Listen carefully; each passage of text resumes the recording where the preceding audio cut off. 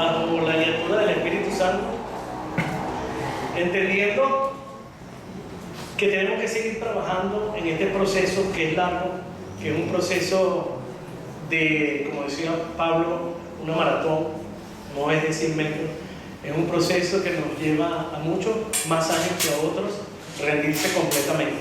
Pero la única forma de rendirse completamente en este caso y en esta serie es pues precisamente vigilando, examinando ese corazón, que ya sabemos todo lo que dice la palabra. Y hoy vamos a cerrar esta serie de ese corazón que hemos querido presentar examinado a la luz de la palabra, no a lo que yo pienso ni a lo que yo siento, no. El salmista decía, examina, le decía al Señor, examíname tú. ¿Por qué? Si yo me autoexamino, puedo ser engañado por mí mismo, pero si lo hace el Señor, no. Entonces, examinar ese corazón. Un corazón que debe estar, sí, bajo el cuidado del Espíritu. Recuerden que hemos enfatizado eso. Es el Espíritu que debe prevalecer sobre el corazón y sobre el alma. Que debe estar bajo el cuidado nuestro, sí, constantemente, diariamente. ¿Por qué? Porque tiende a ser engañoso y perverso, decía la palabra. Ahora, es un órgano importante, lo veíamos en el primer domingo, porque de él emana la vida, decía el proverbista. Pero así como es el centro de la vida y vital para ella, porque sabemos que si no cumple su función el corazón como debe ser, pues vienen los problemas cardíacos y posteriormente, en muchos casos, viene también la muerte. Y sí, lo habíamos visto en lo físico, pero nosotros queremos especificar y magnificar que es en lo espiritual que lo estamos viendo. Y ya vamos a ver que el corazón, hoy vamos a hablar del corazón palpitante de la iglesia, pero que ese corazón, y creo que las citas que vienen están allí para que estemos atentos, vamos a verlo como, no como un órgano físico que cumple una función física, sino que el escritor bíblico, sobre todo el pensamiento hebreo, es visto el corazón como un asidero de emociones, de voluntad, de pensamiento incluso, y lo vamos a ver con versículos. Por ejemplo, como asidero de emociones. Bueno, el Salmo 16, no sé si están por ahí. Ok, como asidero de emociones. Por tanto, mi corazón se alegra y mi alma se regocija. Así lo veía. Usted dirá, pero ya va, los científicos dicen que en él no hay nada, eso es algo que bombea. Bueno, les repito, el escritor bíblico, incluso el Señor, lo vamos a ver posteriormente, le da y habla de él. Pensamiento y voluntad, Génesis 6:5. Y vio Jehová que la maldad de los hombres era mucha en la tierra y que todo designio de los pensamientos del corazón. Entonces, quiero enfatizar, estamos hablando analógicamente de ese corazón que va relacionado allí con mente y con alma. Que entonces el escritor bíblico dice que hay pensamientos del corazón, que por cierto en ese tiempo y ahorita va de continuo solamente al mal. Vamos a verlo como asidero del intelecto. Proverbios 2:10 dice, porque la sabiduría entra en tu corazón. Entonces entendemos que entra en nuestra mente, pasa al alma. Bueno, y el conocimiento será agradable a tu alma. Entonces lo que quiero significar es eso, que el corazón es visto por ellos como asidero de todo eso, pero el Señor fue más allá. El Señor en Mateo 15:19 dice, porque del corazón, ¿qué sale? Los malos pensamientos, los homicidios, los adulterios, las fornicaciones, los hurtos, los falsos testimonios y la blasfemia. Entonces, qué interesante. Yo hablaba con un hermano sobre ese aspecto físico del corazón y que los científicos, ya vamos a hablar de eso, que lo asocian al sistema límbico, de conexiones y iteraciones que mandan, y que el corazón lo que hace es, bueno, acelerarse o palpitar de acuerdo a eso. Pero qué interesante que el Señor, algo sabe el Señor del corazón, que los científicos no saben, pero que diga Él, bueno, de allí, porque es de eso, de esa mente, de esa alma, de ese corazón. Quiero que estemos claros en lo que queremos enfatizar. El corazón visto a esa luz. Bueno, ese corazón es así. ¿Se acuerdan que hablamos del corazón endurecido en uno de los sermones? bueno, y no inserté ese versículo, ¿no? Pero ese versículo aterra. Jóvenes, por eso hay que cuidarlo, y hoy le damos esa clase a ellos del corazón, todo el resumen, por si acaso alguno no había venido. Porque un corazón que es fácil de engañar, que es perverso, que se endurece y que no conforme a ello salga todo eso de él, es un corazón que hay que tener bajo cuidado, autoexaminado y examinado por Dios, y dejar que el Espíritu Santo guíe a ese corazón. ¿So pena de qué? De no solo caer allí, que es lo fatal, sino de aquellas obras de la carne que viven. Entonces aquí explicamos que sí, que muchos científicos opinan que emociones, voluntad e intelecto están en el cerebro, en ese sistema límbico que les decía. Ahora, sí, ellos piensan que el corazón entonces reacciona a esas emociones, o mejor dicho, que los impulsos que le envía el cerebro es lo que hace acelerarse o palpitar con más fuerza según esa dirección. Entonces, aclarado ese tema, pues que tuve dos exhortaciones a que dejara ver eso para las personas que quizás no habían comprendido. Yo daba por sentado que todos entendíamos que estábamos hablando de eso, pero qué bueno que podemos explicar. Entonces, ¿qué es el corazón visto como ese asidero? Porque así lo considera no solo el escritor bíblico, sino nuestro Señor. Esa palabra corazón aparece al menos 900 veces en la Biblia. Ahora, ¿cuál fue el propósito de la serie? Bueno, que viéramos esa importancia del corazón, que viéramos la importancia de presentarle a nuestro Señor un corazón conforme al de Él.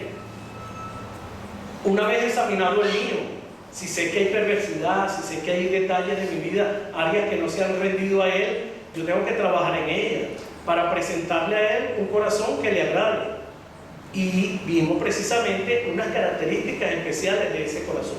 Pero en todo caso, queríamos nosotros que ese corazón tuviera eso, que fuera agradable al Señor, que fuera conforme a Él, que se sujetara al Espíritu, que evidenciara su fruto. Esto es importante, y hoy lo dijo Natalia en la clase cuando lo preguntaba.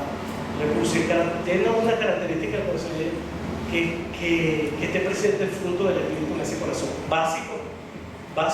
Todo creyente, todo aquel que ha depositado su vida en el Señor Jesús y que ha permitido que el Espíritu Santo empiece la obra regeneradora y no se resista a Él, va a evidenciar el fruto.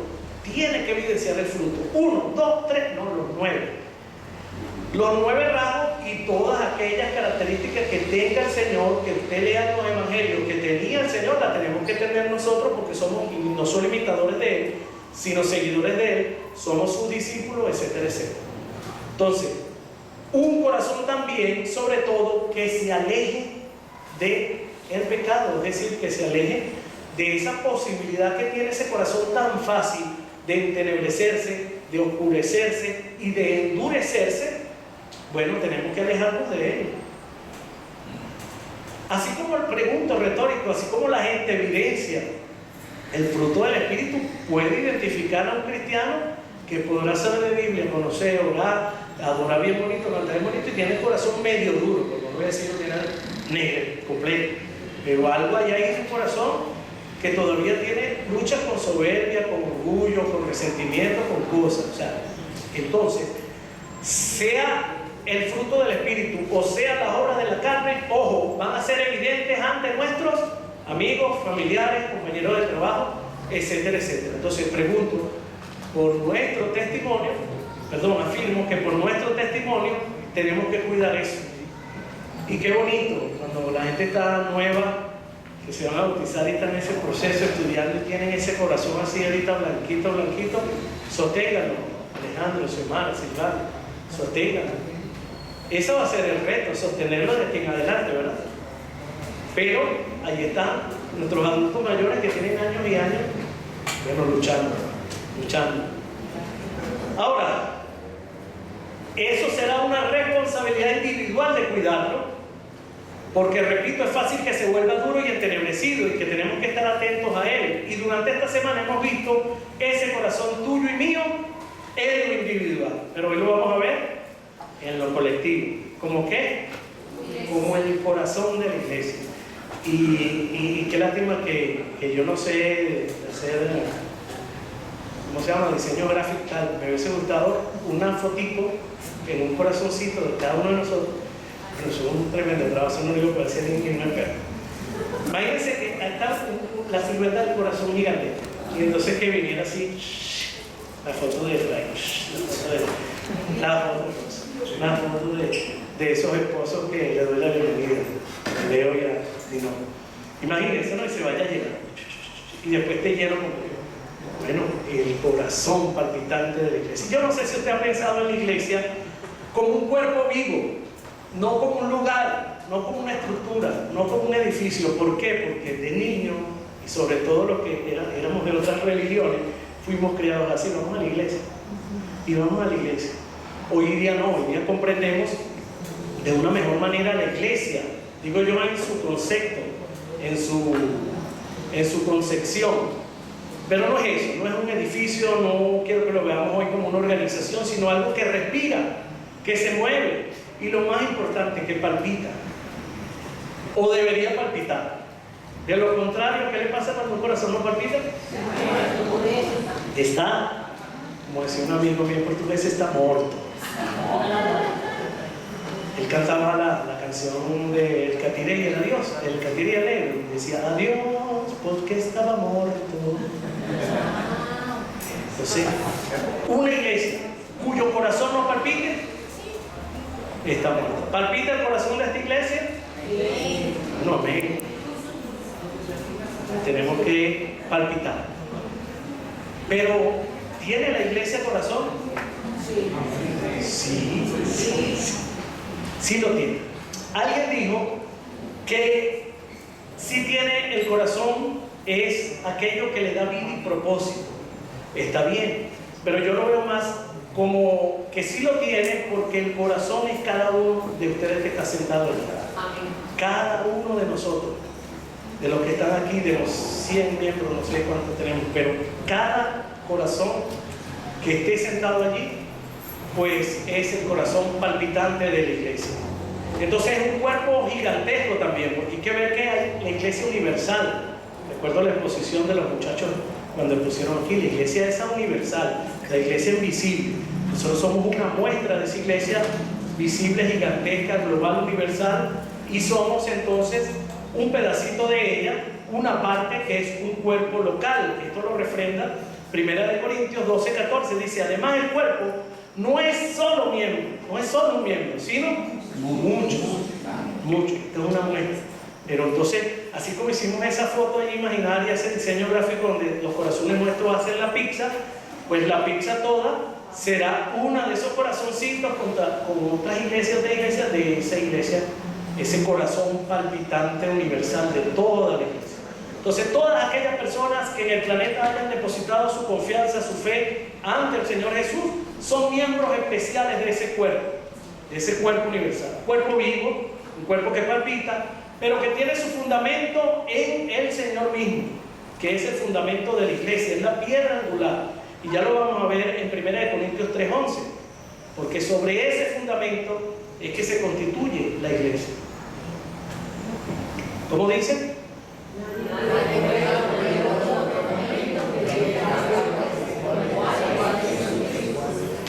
Simple, el fundamento mejor, especial, el único, el inconmovible es esa piedra angular que es nuestro Señor Jesús. Sobre esa roca es que está edificada la iglesia, no como piensan otras religiones que es sobre Pedro, que es sobre un papa u otra figura humana. Es sobre la roca que es Cristo, sobre la piedra angular que es Él, y sobre esa declaración que sí, que Pedro había dado, que Él era el Hijo de Dios, el Mesías, el todo, que lo llena todo y todo. Entonces la iglesia se edifica sobre la persona y obra de Cristo, es la roca fundamental, Él es el verdadero corazón de la iglesia. Pero ya va, pastor, usted dijo que el corazón de la iglesia éramos nosotros. Bueno, pero Él nos dijo que seamos uno como el Padre y Él son uno.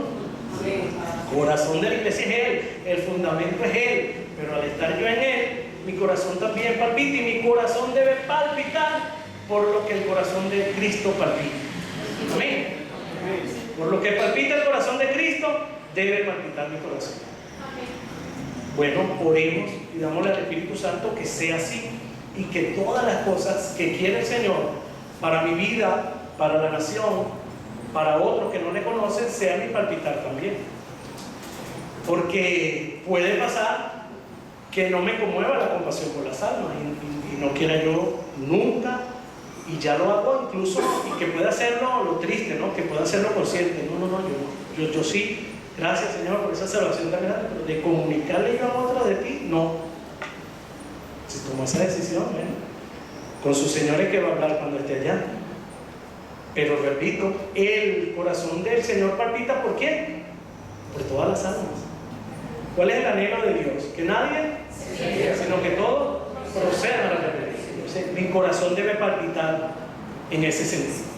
Bueno, vamos a ver entonces el corazón palpitante de la iglesia hoy. Como primer punto, la iglesia debe tener un corazón que arda por la palabra de Dios. En Lucas 24:27 narra el momento cuando el Señor Jesús, ya resucitado, se aparece en el camino de Emaús, ¿lo recuerdas? Con dos de los suyos.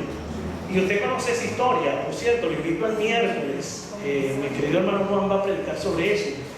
Dice que el Señor les habló desde Moisés, siguiendo por los profetas, les declaró en todas las escrituras lo que de él decía. Pero lo interesante viene en el verso 32, porque ellos después que el Señor hablaba, se decían uno al otro, oye, no ardía nuestro corazón mientras Él hablaba. Qué tremendo, ¿no? Hay que orar para que el Espíritu Santo nos haga sentir eso que sintieron ellos. Arde mi corazón por la palabra. Debe arder, perdón. Entonces lo que me refiero en este punto es que la palabra de Dios, pues allí quizás es vista como un fuego que arde en los corazones ¿de quiénes? De nosotros.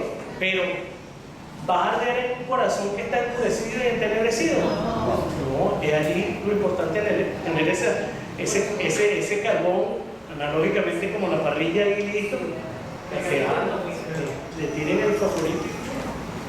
Entonces, la palabra de Dios que produzca un entusiasmo, que incluso produzca un avivamiento, un deseo intenso por querer más y más del Señor. Es decir, que me dé ganas. Ahora el corazón no va a tener esas ganas. Ojo, el corazón no va a tener las ganas de ir a la palabra diariamente y de sentir ese ardor y esa pasión. Eso lo tiene el Espíritu. Porque la carne, ¿cómo es?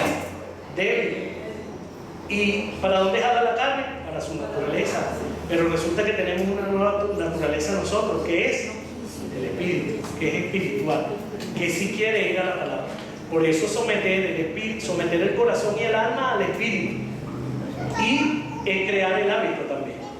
Bien, el fuego en muchas ocasiones, lo va a ver usted en la Biblia, simboliza la presencia de Dios, simboliza también la purificación. Bueno, ambas cosas trae la palabra de Dios a nuestros corazones, a nuestra vida. Tanto la presencia de Dios, por supuesto, como la purificación. Le hablábamos a los muchachos de la santificación como un proceso. Y todas ellas van a conllevar ¿a qué? A la transformación espiritual, que es lo que el Señor quiere. O mejor dicho, lo que el Espíritu quiere es que nuestra naturaleza espiritual prevalezca. Nuestro corazón sea transformado espiritualmente por Él. Amén. Amén. Entonces, cada uno de nosotros está llamado a ello. Pero hay que orar. Hay que orar para que eso sea una realidad. Para que tengamos diariamente no solo las ganas, sino el anhelo, como el siervo que brama por las aguas. David lo pudo hacer. David era ¿cómo se dice lo que es? Era alguien, no, pero una perita dulce. Había matado, había judiciado, quizás aquí hay gente más buena en el sentido ético moral que David, pero a ese hombre le ardía y anhelaba estar en la presencia de su Señor. Por eso, como se arrepintió, consiguió el perdón, fue restaurado y su reino pues prevalece hasta la eternidad. Su reino nunca será quitado, le había prometido el Señor. ¿Sí o no? ¿Estamos allí bien? Lo que quiero decir es eso, hermano. Si Él pudo anhelar como el cielo brama por las aguas, nosotros tenemos que buscar que eso sea una realidad en nuestra vida, que arda nuestro corazón y que sea un anhelo. El deseo de Dios Padre es que cada uno de sus hijos le arda el corazón por su palabra y por su presencia. Quiere el Señor que experimentemos el gozo, que experimentemos la pasión de escucharle, obedecerle y hacer viva la palabra de Él. Ahora, tú y yo debemos mantener esa llama flameando en nuestro corazón. Y recuerde, lo repito, el corazón no va a querer ir a la palabra. Tiene que ser obligado, sometido por el Espíritu. Debemos disciplinarnos. El deseo del Señor es que su palabra more en nuestros corazones, arda en nuestros corazones. ¿Sabe el Señor que sin esa guía de fe y práctica somos vulnerables no solo al enemigo, sino a que ese corazón se endurezca y sea entenebrecido, como va a ser entenebrecida el alma de aquellos que no van a la palabra, no buscan la palabra, no obedecen la palabra y no viven una vida conforme a la palabra? Lo segundo que debe palpitar el corazón de la iglesia es por el reino de Dios. Cuando puse este punto me acordé de esa serie que tuvimos, larguísima, y yo en el momento debo confesar que me quejé. Esa serie sí es larga, pero qué importante. El Señor habló de qué, del reino. Busque el evangelio y vea cuántas veces habla del reino allí. No tuve la oportunidad de buscar la cantidad, pero era lo más importante, porque el reino de los cielos se había acercado. Y el reino de los cielos había sido profetizado por Juan. Y ya había llegado, ya estaba entre ellos, ya era hecho carne. Y él tuvo que hablar: mira, este reino es diferente a los otros reinos. Este reino tiene unas características especiales. Este reino es único, es verdadero, es para siempre, es eterno. Reino, que por cierto es gobierno, es autoridad también. Entonces, ese fue uno de los temas principales en el ministerio de nuestro Señor Jesús, quien mencionó eso en diferentes parábolas, en enseñanzas directas sobre ese punto. Y la frase reino de los cielos, reino de Dios, mira, si la tenía aquí, aparentemente 68 y 32 veces solo en el Evangelio de Mateo. Certifíquenme eso, por favor, no me dio tiempo. Pero lo que sí significa para nosotros y para la iglesia hoy, ¿qué significa eso? Que la iglesia tiene una suprema responsabilidad en establecer ese reino de los cielos aquí en la tierra. Dios usa a las personas, ¿no? Amén. Para su propósito, para su voluntad, para su plan. Entonces cada uno de esos corazoncitos que está allí, que son los que vinieron hoy, ¿verdad? Nos vamos a meter a los que no vinieron, tiene una responsabilidad en hacer visible el reino de Dios aquí en la tierra. Ojalá esa acción de gracia de mi hermano Marcelino, que vi a Cristo en su hija, las esposas tienen que ver a Cristo en el esposo y viceversa. ¿Tú te imaginas, querido Leo, los hombres que están aquí, Edito, Jorge, wow, que nuestras esposas dijeran eso de nosotros algún día? Sea más bello piropo que le cuenta a un creyente. Nos derretimos, ¿verdad?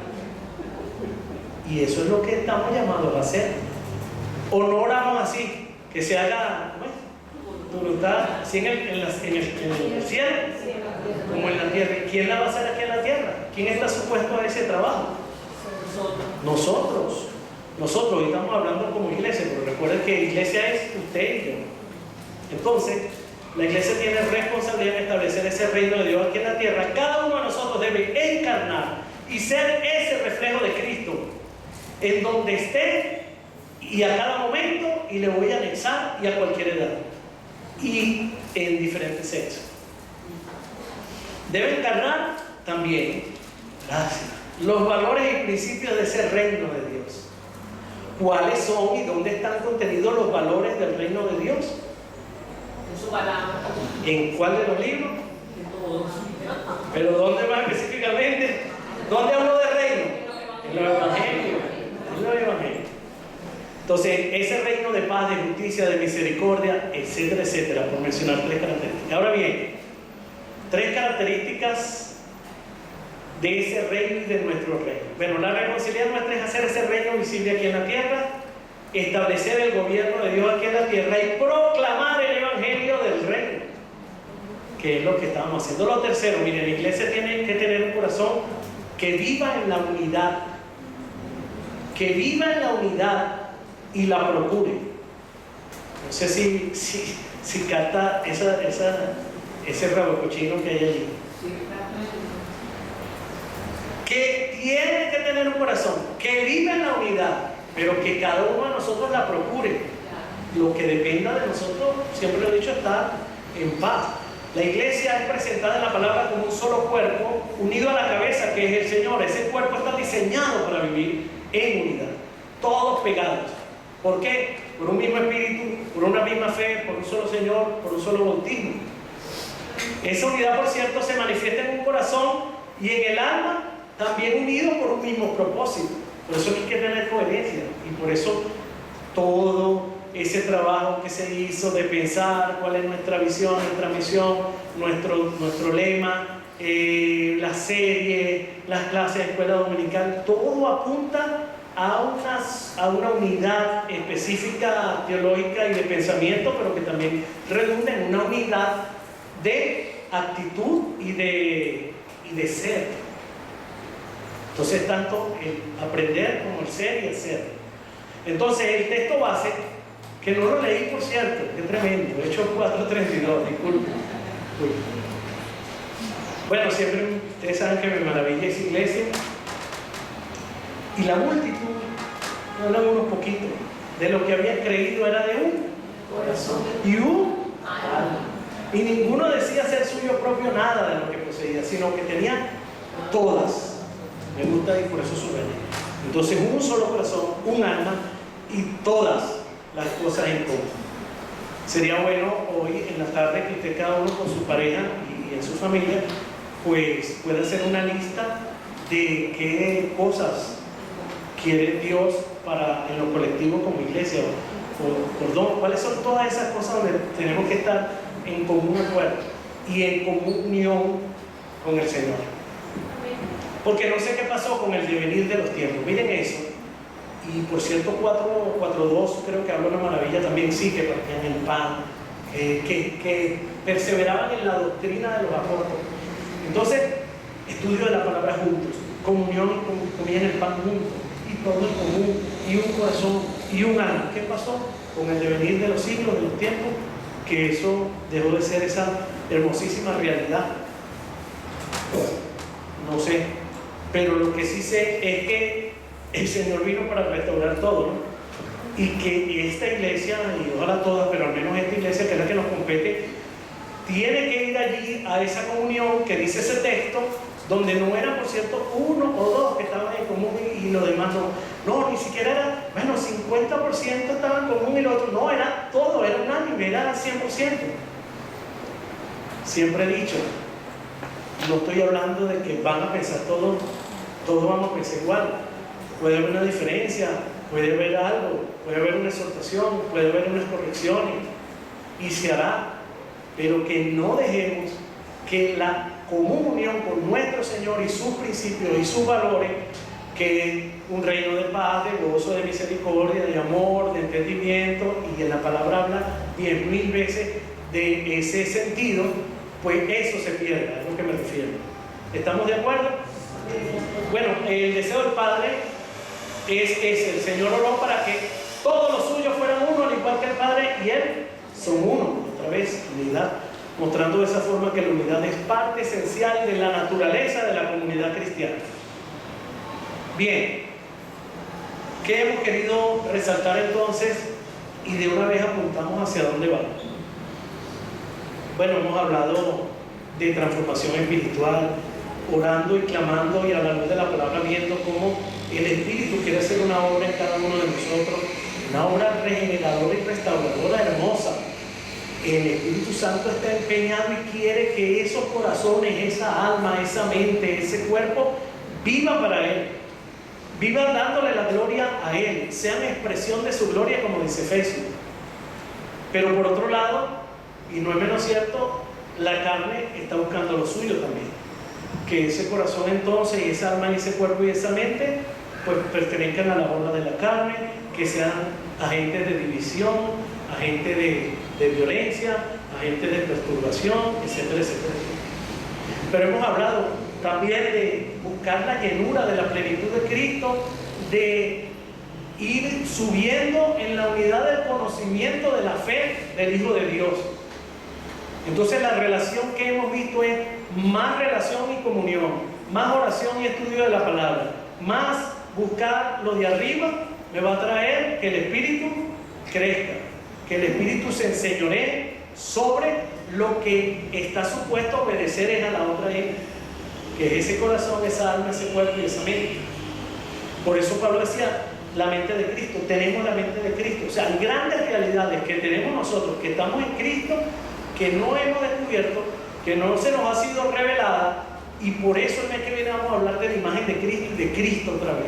Y usted dirá, pastor, está fastidioso, tiene 10 o 11 meses y está hablando de puro Cristo. Sí. Y será de aquí hasta que yo me vaya, que no sé, me muera, lo que sea. Pero es que si no entendemos lo que Cristo, la persona y la obra de Cristo y la persona del Espíritu Santo, si no entendemos todo lo que se ocasionó y conquistó el Señor en la cruz para los que son suyos, y no entendemos todo eso, pues vamos a errar en el blanco. Entonces vamos a hacer un esfuerzo una vez más, un mes más, para llegar a ¿qué? A la unidad del conocimiento del Hijo de Dios, para llegar a ¿qué? A la verdadera transformación espiritual. Pero que sea teológica, de conocimiento y de entendimiento, no, que sea de vivencia, que sea vivido, que no haya necesidad, por ejemplo, el día de mañana decir, hay que acompañar a la hermana Rita. No, ¿quién está enfermo? Yo mismo solo. Ah, pero tú sola, no, ya va, voltea para allá, asómate, vienen 10 más. Amén. Hay que pintar por ahí en octubre, noviembre, para tener la iglesia ahorita. Que no hay que convocarlo. No, mira, esos tipos están preguntando que cuándo hay que pintar y cuándo hay que limpiar. ¿Sí me ven por dónde voy? O sea, no dice la palabra que Dios produce en nosotros el querer como el hacer, porque eso no es una realidad. Algo está pasando. Entonces ahí es donde queremos apuntar, ir, oren por eso, oren por nosotros, oren por ustedes, oren los unos por los otros. ¿Para qué? Para que esta iglesia sea verdaderamente un faro de luz. Un faro de luz aquí. Que la gente venga, como un día llegó Xiomara, como un día llegó cualquiera de los que ha llegado recientemente, y crea en el Señor, y viva, y pueda ver en nosotros, y pueda ver en nosotros eso que dijo Marcelo. ¿Ustedes se imaginan que cualquier persona que llegue aquí diga allá afuera, yo no sé qué pasa ahí? Ahí lo que se ve es a Cristo en las personas. Amén. Wow, eso sí sería. Al hacer eso, ya no podemos ir toditos. Que venga el Señor rápido.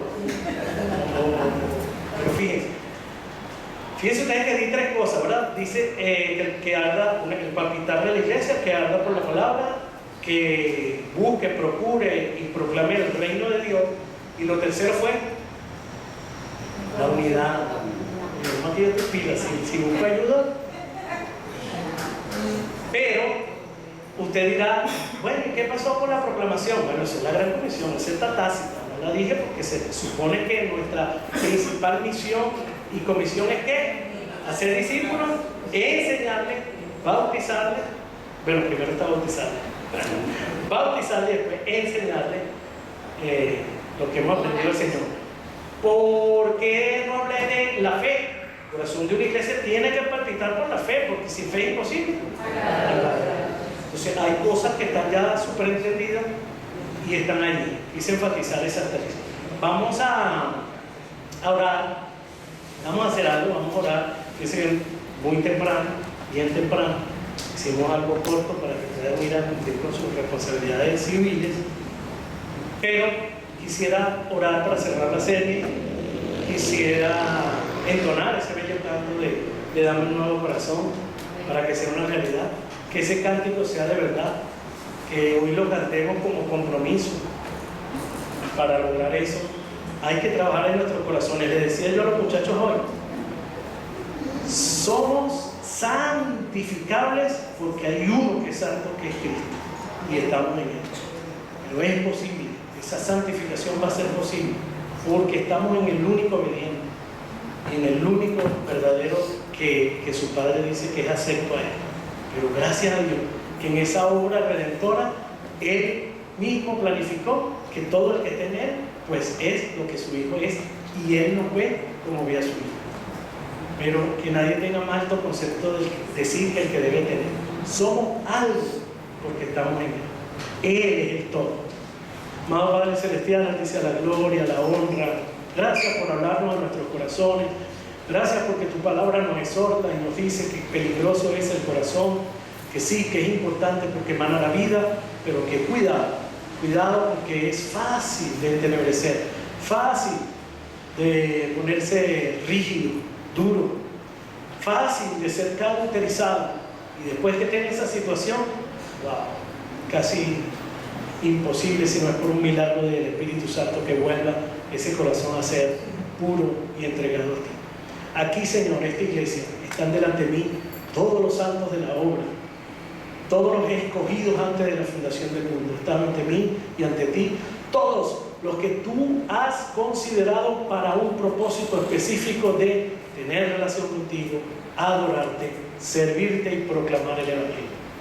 Que como iglesia podamos entender que solo cada uno de nosotros no va a poder hacer nada, pero que estando contigo y unidos, unánimes en todas las cosas, podemos hacer una iglesia fuerte, robusta. Iglesia, por cierto, hablando hoy de la iglesia que compraste a precio de sangre, iglesia que vienes a buscar para celebrar unas bodas. Entonces que podamos tener ese vestido listo para cuando tú llegues, que podamos tener esos corazones limpios para presentarnos ante ti cuando nos llames. Sé con cada uno de nosotros, niños, jóvenes, adolescentes, hombres, mujeres, adultos mayores. Sé con los líderes que tienen un llamamiento especial de responsabilidad ante ti. Son responsables porque tú les has dado y los has puesto en un lugar un poquito más alto en el servicio. Pero no es para enseñorearse, pero no es para lucirse, pero no es para brillar, es para que brilles tú haciendo la obra que nos mandaste a hacer. Y haciendo esa obra somos siervos inútiles. Qué tremendo. Señor, que nunca nos creamos más de lo que debemos. Que nuestro corazón sea humilde, humillado ante ti. Y que podamos dejar que el Espíritu Santo haga la obra. Perdónanos todos nuestros pecados que hemos cometido hasta ahora. Todas las veces que te hemos ofendido con nuestros pensamientos, con nuestro comportamiento, con nuestros ojos. Perdona todo lo que no hemos podido ser y que tú has querido que seamos reflejo de tu Hijo. Pero danos la oportunidad a partir de hoy de comenzar a ser reflejo de tu gloria. Poco a poco, unos rayitos empezando y después un sol incandescente. Que pueda haber ese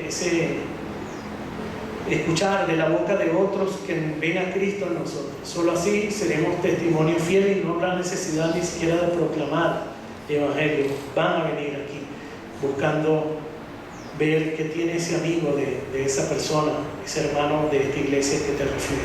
Gracias por esta iglesia, gracias por los maestros, los pastores, los líderes, los diáconos. Que sea la gloria, la honra, el honor y el poder.